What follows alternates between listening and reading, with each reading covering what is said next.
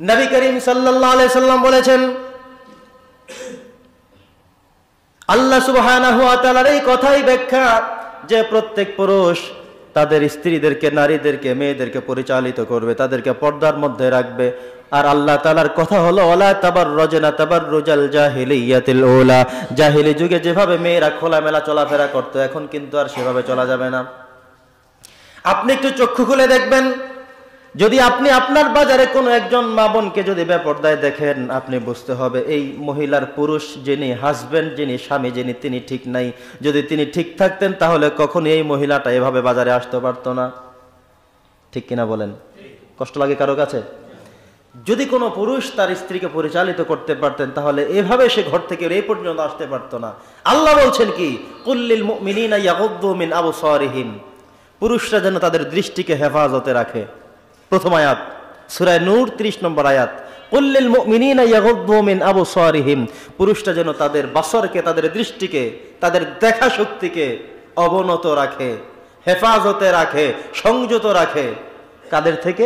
মহিলাদের থেকে। আমাদের সমাজে কোনো দুলাভাই যদি তার কিছু শালি পেয়ে থাকেন, সে মনে করে আমার স্ত্রীর সাথে আমি শালিগুলোকে বোনাস পেয়ে গেলাম। তিনি মনে করেন আমি যখন সেই বাড়িতে যাব শালিদের জন্য চকলেট কিছু নিয়ে যাব।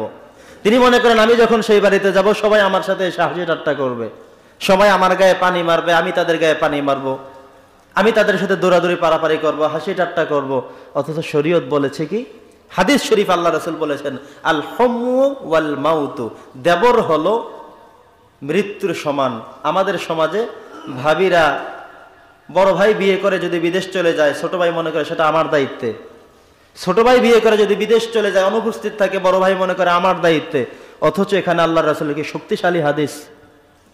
আপনি বিয়ে করলেন যেই মেয়েটাকে, শুধু তাকেই দেখবেন, তার সাথে আপনার কথাবার্তা, আচরণ সবকিছু, কিন্তু আপনি কি করে মনে করলেন যে আপনার শালীদের সাথে আপনাকে কথা বলতে হবে, তাদের জন্য আপনার ভিন্ন চিন্তা করতে হবে?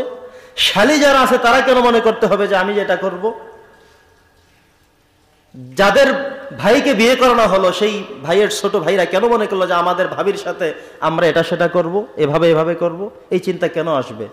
তাহলে বোঝা গেল এই মূল বিষয়গুলো যিনি স্বামী ছিলেন, যিনি দায়িত্বশীল ছিলেন, তিনি কন্ট্রোল করতে না পারার কারণে আজকে তার পরবর্তী জেনারেশনগুলো সেখান থেকে গুনাহের ভাগীদার হচ্ছে। বলি নাউজুবিল্লাহ। জোরে বলেন না নাউজুবিল্লাহ।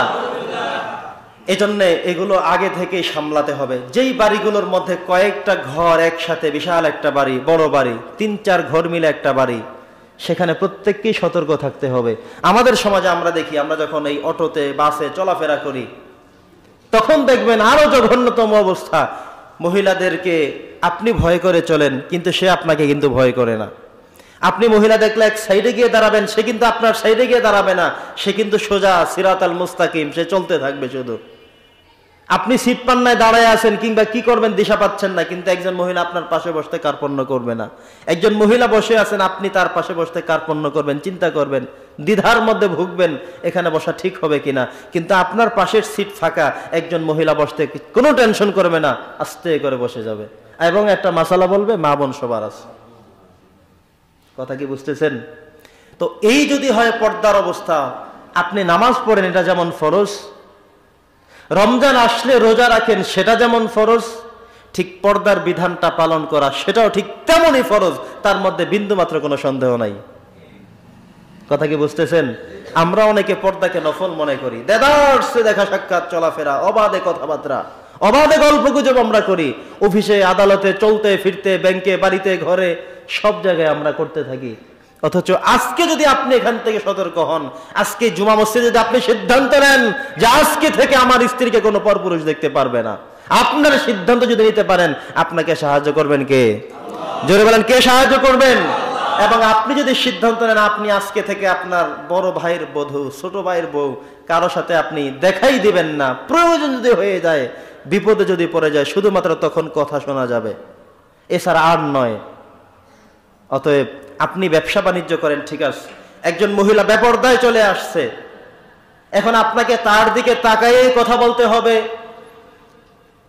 এখানেও আপনি আপনার কৌশল অবলম্বন করতে পারেন। আপনি একজন বিচারক, আপনি একজন পরিচালক, আপনি একজন প্রধান, আপনি একজন প্রিন্সিপাল, আপনি একজন শিক্ষক, এই সমস্যা সবার কাছেই আসে, থাকবে, কিন্তু আপনাকে শরীয়ত ফলো করে, আল্লাহকে ভয় করে আপনি আপনার সমাজ পরিচালনা করবেন।